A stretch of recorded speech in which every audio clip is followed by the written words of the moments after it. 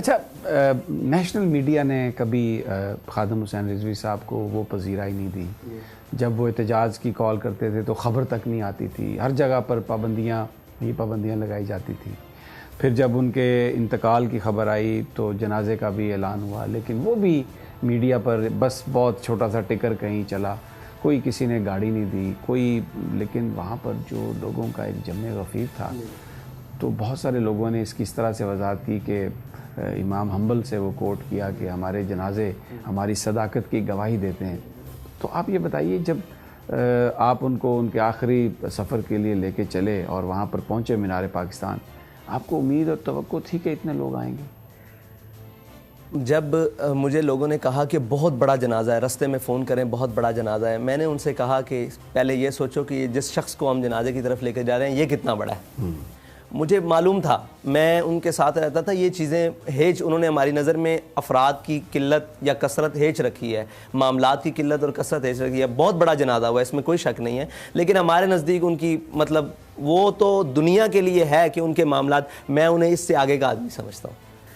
ان کی شان اس سے آگے شروع ہوتی ہے، ان کا مقام اس سے آگے شروع ہوتا ہے. جنازہ کی گنتی تو بعد کی بات، یہ جو ان کے رسم چیلم ہوا ہے اس پر ہی لوگ گنے نہیں جا سکتے اللہ تعالیٰ نے ان کے لیے. تو یہ جو عاشق ہوتے ہیں نا، ان کی باتیں مختلف ہوتی ہیں اور میں انہیں اس سے آگے کے مقام کا آدمی سمجھتا ہوں. اور بے شک امام احمد بن حنبل نے فرمایا تھا کہ تمہارے اور ہمارے درمیان جنازے فیصلہ کریں گے. تو جتنے بھی آپ نے دور دیکھے، یعنی کہ مشرف سے لے کر اور عمران خان تک، ان سب کو یہ پیغام دیا کہ حق اور باطل کے درمیان اگر تم افراد کی کثرت سمجھتے ہو تو لو، افراد کی کثرت ہمارے لیے کوئی معنی نہیں رکھتی، وہ ہم جب چاہیں کٹھی کر لیں. اگر ہم دنیا سے جائیں تو ہم ایک پیغام دے کر جاتے ہیں کہ عاشق کا جنازہ ہے.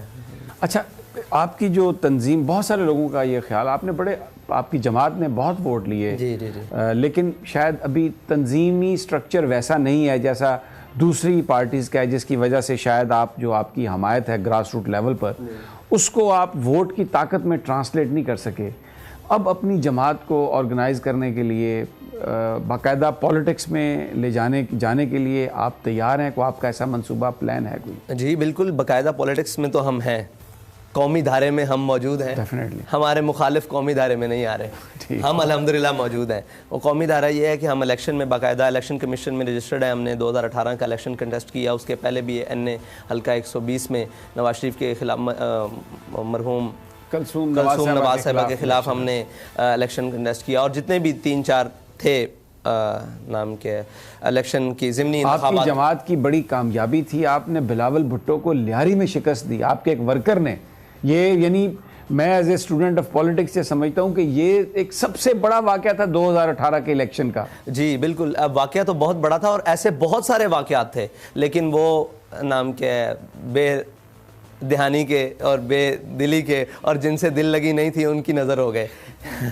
اور میڈیا سے بھی ہماری دل لگی نہیں تھی کہ وہ اس بات کو اجالا کر ہی نہیں سکے کہ ایک جماعت جو پہلی دفعہ بڑے الیکشن میں آئی ہے اور قومی الیکشن کا حصہ بنی ہے، اس نے ہر طرف اکھاڑ بچھاڑ کر دی تھی. اس کی خاص وجہ کہتے ہیں کہ میں سمجھتا ہوں کہ وہ ہمارے قائد کا اخلاص تھا، جس اخلاص سے انہوں نے قوم کو ناموس رسالت کا مسئلہ، نظریہ پاکستان کس وجہ سے بنا، پاکستان کا نظریہ اور اس کی بقا کیا، اس کی بقا کا سبب کیا ہو سکتا ہے اور اس کے بننے کا سبب کیا تھے، اسباب کیا تھے، وہ سارے قوم کو سمجھائے. قوم نے پھر ان کے ساتھ وفا کی، انہوں نے ووٹ دیا. اور انشاءاللہ آپ نے ایک بات کی کہ ہم الیکشن میں ابھی بھی جو ضمنی انتخابات ہو رہے ہیں ملک بھر میں، اس میں تقریباً ہمارے 5 سے 6 کینڈیڈیٹ اتر چکے ہیں اور وہ اپنی باقاعدہ کمپین کر رہے ہیں. NA-75 ہے یہاں ڈسکا میں، PP-51 ہے پنجاب، یہاں پھر وزیر آباد میں، نوشہرہ میں، پشاور میں، اس کے بعد کراچی میں PS-88 کا الیکشن ہے.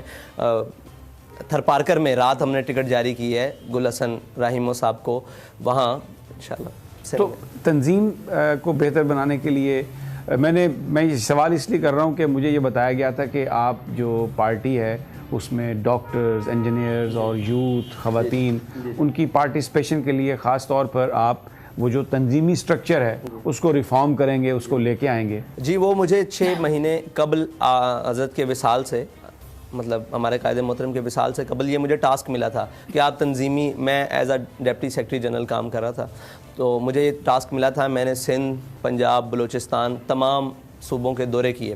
اس کے دوران میں نے ونگز کی بات کی، اور اس کے دوران میں نے ونگز کی بات کی، لیبر ونگ، ڈاکٹر ونگ، اساتذہ ونگ اور تاجر ونگز، اور اس کو تمام کو اثر نو جو تعمیر کی، جو محبت والے ہیں، جو اس نظریے سے متفق ہیں، ان کو اپنے پاس لانا اور ایک پورا اسٹرکچر انشاءاللہ قائم کر رہے ہیں. آپ سے قبل بھی میں نیچے یہی تنظیمی گفتگو کے اندر معاف تھا اور دوست آئے ہوئے تھے، وہ اسٹوڈنٹ ونگ کے حوالے سے بات کر رہے تھے، تو اس کے اوپر کام جاری ہے انشاءاللہ. کام جاری ہے. کام جاری ہے. آپ کیا میسج کیا دیں گے تحریک لبیک کے لوگوں کو جو دیکھ رہے ہیں آپ کی طرف؟ ظاہر ہے جو ریچ خادم حسین رضوی صاحب کی تھی اس تک جاتے جاتے تو آپ کو بڑا ٹائم لگے گا، کیا میسج آپ انہیں دیں گے؟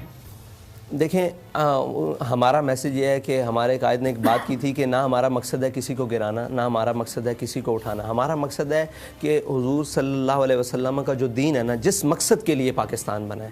دیکھیں آپ ایک گاڑی لیتے ہیں، گاڑی کے اندر آپ پانی نہیں ڈال سکتے، آپ اس کے اندر پیٹرول، گاڑی کے اندر ڈیزل نہیں ڈال سکتے. یہ ملک بنا ہے اسلام کے نام پر، اس میں آپ سوشلزم چلائیں، کمیونزم چلائیں، سیکولرزم چلائیں، جمہوریت چلائیں، سارا کچھ چلائیں، لیکن آپ اسلامی نظام جب تک اس کو نہیں لاتے، جب تک حضور صلی اللہ علیہ وسلم کے دین کا یہاں پر پرچار نہیں ہوتا، یہ ملک بہتری کی طرف نہیں جا سکتا. یہ ملک اس مقصد کے لیے بنا ہے. اور ساری جماعتیں یہی کہتی ہیں لیکن عملی طور پر ہمیں نظر نہیں آتا کہ وہ یہ کام کرتی ہیں. تو اگر کوئی آپ کے ساتھ الائنس کرنے کی کوشش کرے، اتحاد کی کوشش کرے، آپ اپنی جد و جہد پر فوکس کریں گے یا کوئی اس طرح کے ایونیوز ڈھونڈیں گے؟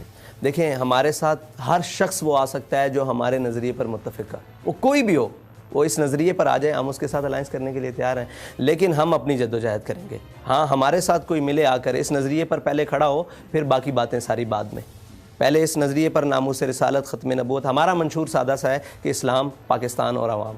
اسلام کا نظریہ جو کچھ اسلام نے کہا ہے اس کے مطابق ہو، اور پھر پاکستان جو اس کی بہتری کے لیے کام، اور پھر عوام کی بہتری کے لیے کام. اگر کوئی سوچے کہ پہلے میرے محل بچیں، میرے سوئس بینک کے اکاؤنٹس بچ جائیں، اور میرے جناب سرائے محل بچ جائیں، اور سارا کچھ بچ جائیں، اور بعد میں ان معاملات کی طرف چلیں، تو کبھی اس تصور میں بھی نہیں یہ بات آ سکتی کہ ہم ان کے پاس جائیں. ہاں ہمارے نظریے پر کوئی آ کر کھڑا ہو جائے، ہم اس کے ساتھ چلنے کے لیے تیار ہیں، بلکہ اس کے جو جوتے ہیں وہ اپنے کندھوں پر رکھنے کے لیے تیار ہیں، اس لیے کہ یہ مشن بڑا پاکیزہ ہے.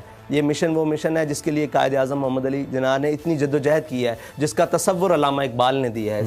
تو اچھا، آخر میں آپ سے ایک پھر بالکل کلیئرٹی کے ساتھ آپ کیا کہیں گے جو لوگ آپ کو دیکھ رہے ہیں کہ 16 فروری وہ جو ڈیٹ ہے، اگر اس معاہدے پر عمل درآمد نہیں ہوا تو کیا کریں گے آپ؟ کیا کہیں گے آپ اپنے دوستوں ساتھیوں کو؟ ہم پہلے تو گورنمنٹ سے کہیں گے جو ہمارے معاہدہ ہے نا، میں نے عرض کی تھی کہ ہم اس سے پہلے کوئی قدم نہیں اٹھائیں گے. ہم 16 تک آپ کا تسلی سے انتظار کریں گے، 16 کی رات تک آپ کا انتظار کریں گے، 17 کی صبح سے ہم لائے عمل بنائیں گے، اور ہماری ایک باقاعدہ مجلس شورا ہے، اس کے اندر مشاورت ہوگی، اور وہ جو بھی مشورہ دیں اس کے اوپر ہم انشاءاللہ عمل درآمد ہو کر کریں گے. اور قرآن پاک میں اللہ تعالیٰ فرماتا ہے کہ واؤفوا بالعہد ان العہد کان مسئولا. جن لوگوں نے ہم سے معاہدہ کیا ہے نا، ان کو بھی اس بات کے اوپر فوکس کرنا چاہیے کہ اپنے معاہدے کو پورا کریں، اور نہ خود تنگ ہوں اور نہ ہمیں تنگ کریں. ہمارا اگر آپ کہتے ہیں کہ ناموس رسالت پر ہمارا بڑا سٹانس ہے اور ہم نے بڑا کام کیا ہے اسلامو فوبیا پر اور ساری چیزوں پر، تو آپ کو کیا مسئلہ ہے کہ ایک سفیر کا معاملہ ہے، اس کو آپ ملک بدر کیوں نہیں کرتے؟